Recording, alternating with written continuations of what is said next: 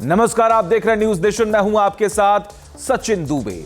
Delhi blast के आरोपियों को लेकर एक और खुलासे ने सबको चौंका दिया है।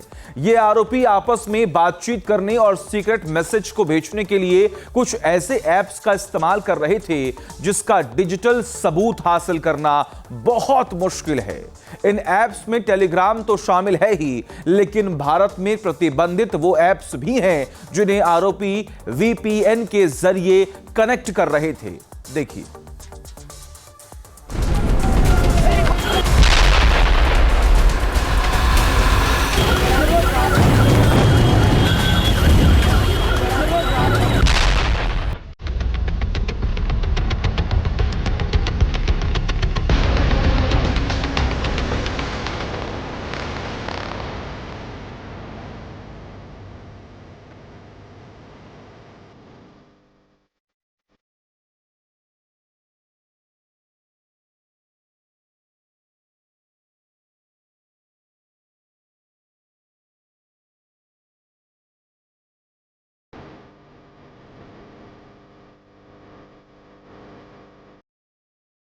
टेलीग्राम, थ्रीमा, सिग्नल और VPN धमाके के आरोपियों के सीक्रेट वेपन।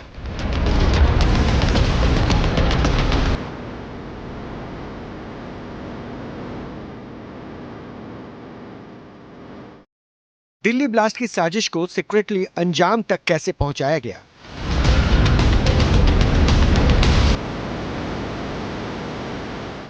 डॉक्टर के टेरर मॉड्यूल ने किस तरह देश के दूसरे इलाकों में धमाका करने का प्लान बनाया था? इन सवालों को डिकोड करने के लिए आरोपियों के नेटवर्क और उस नेटवर्क के कम्युनिकेशन सिस्टम का एक बेहद खुफिया सुराग जांच एजेंसीज के हाथ लगा है। दिल्ली धमाके के आरोपी डॉक्टर्स ने घातक अमोनियम नाइट्रेट के साथ विस्फोटक बनाने के लिए सामान खरीदे थे। यहाँ तक कि उनके पास से AK-47 जैसे घातक हथियार भी मिले थे। जाहिर है, इसके लिए आरोपियों ने अपने हर एक बातचीत या कम्युनिकेशन को गुप्त रखने की कोशिश की थी और इसमें उनकी मदद कर रहा था मोबाइल टेक्नोलॉजी।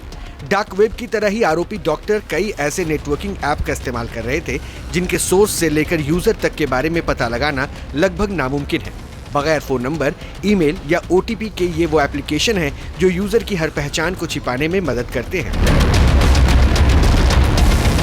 पहले सेलफोन के ज़रिए, नेटवर्किंग के ज़रिए और लोकेशन के CDR के ज़रिए बहुत आसानी से अपराधियों का पता लगाया जा सकता था, लेकिन अब डॉक्टर मॉड्यूल जिस तरीके से सामने निकल के आया है वो ऐसे एप्लीकेशन का इस्तेमाल कर रहे हैं जिसको पकड़ना बेहद मुश्किल हो रहा है, ख़ासतौर पर जांच एजेंसियों से लेकर के खुफिया एजेंसियों तक। 4 तरह के एप्लीकेशंस और उसमें VPN को जोड़ दीजिए, यानी आपके IP एड्रेस को ऑल्टर किया जा सकता है।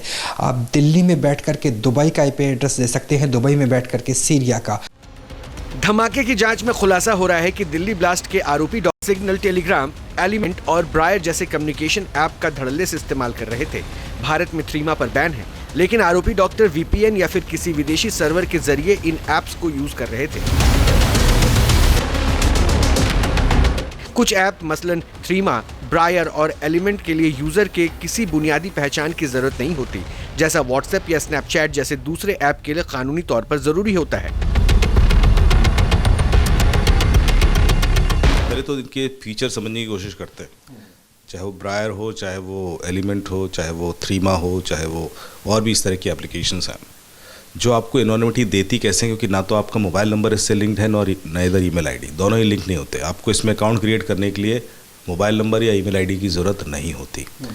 आप जब अकाउंट क्रिएट करते हो तो आपको एक की दी जाती है, कुछ 8 डिजिट की हो सकती है या बड़ी की हो सकती है। जैसे आप थ्रीमा पर जाएंगे तो आपको एक 8 डिजिट की रैंडम की मिल जाएगी, उस की से आप बात करते हैं।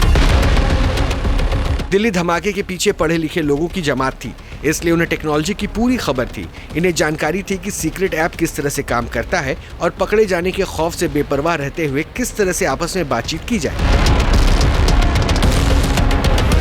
दरअसल ऐसे तमाम ऐप अकाउंट की पहचान के लिए OTP की जगह क्रिप्टोग्राफिक की का उपयोग करते हैं। इनमें अकाउंट होल्डर की आइडेंटिटी OTP से नहीं बल्कि की पेयर बनती है। हर यूजर की एक डिजिटल ID बनती है। इनमें प्राइवेट की फोन में सुरक्षित रहती है, जबकि पब्लिक की दूसरों से शेयर की जाती है। यानी इन सीक्रेट ऐप के यूजर की पहचान क्रिप्टोग्राफिक कोड से होती है, ना कि फोन नंबर से। धमाके के आरोपी पाकिस्तानी संगठन जैश ए मोहम्मद के हैंडलर से लगातार जुड़े हुए थे। जानकारी के मुताबिक तुर्की में मौजूद हैंडलर अबू उकासा संपर्क साधने के लिए डॉक्टर मुजम्मिल और डॉक्टर उमर से सेशन ऐप का इस्तेमाल करता था। साथ ही सिग्नल ऐप पर इन आरोपियों ने एक खुफिया ग्रुप भी बनाया हुआ था, जहां विस्फोटक की खरीद और उसे स्टोर करने की बातचीत हुई थी। इस दौरान साजिश रचते समय टेलीग्राम का भी इस्तेमाल किया गया था।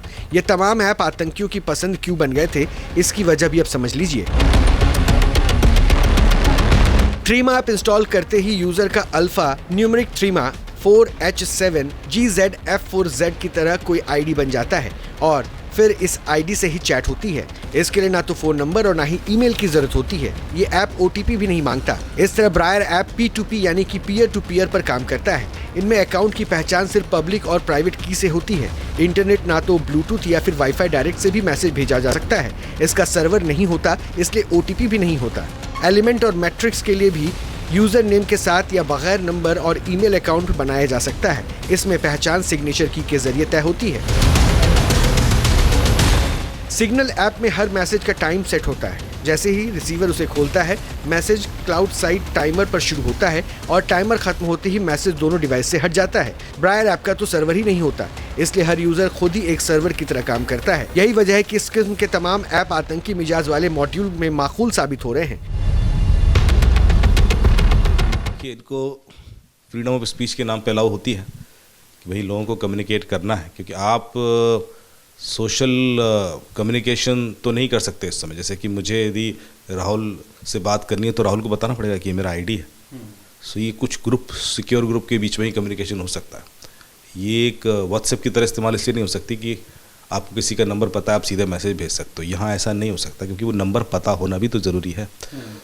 तो एक secure communication very secret group के बीच में हो सकता है। यूजर की पहचान छिपाना और उसे मैसेज एंड टू एंड तक एनक्रिप्टेड रखना, यानी कि मैसेज को कवर फायर देना या फिर किसी तीसरे शख्स तक शेयर नहीं होने देना, चैटिंग ऐप्स की खासियत होती है। लेकिन दिल्ली धमाकों के आतंकी जिन ऐप्स का इस्तेमाल कर रहे थे, उनके सर्वर का सुराग लगाना बेहद मुश्किल है। इसके लिए आतंकी ऐप्स को वर्चुअल प्राइवेट नेटवर्क VPN के जरिए कनेक्ट कर रहे थे। दरअसल VPN मोबाइल पर असली IP एड्रेस छिपा देता है। जब कोई VPN ऑन करता है तो मोबाइल किसी दूसरे देश के VPN सर्वर जैसे कि UK, तुर्की, दुबई और पाकिस्तान से जुड़ जाता है। दिल्ली ब्लास्ट में टेरर और टेक्नोलॉजी के गठजोड़ का खुलासा हो चुका है। जांच एजेंसी के सामने केस स्टडी मौजूद है। अब चुनौती है इस नेक्सस को हमेशा के लिए ध्वस्त करने की। राहुल डबास के साथ टीवी न्यूज़ नेशन। जहां भक्ति है हर शब्द में, कथाओं में छुपे हैं दिव्य रहस्य और ज्योतिष देता है जीवन को दिशा। धर्म से जुड़ी हर बातों को जानने के लिए हमारे चैनल स्तुति को सब्सक्राइब करें। चैनल पर जाने के लिए इस लिंक पर क्लिक करें।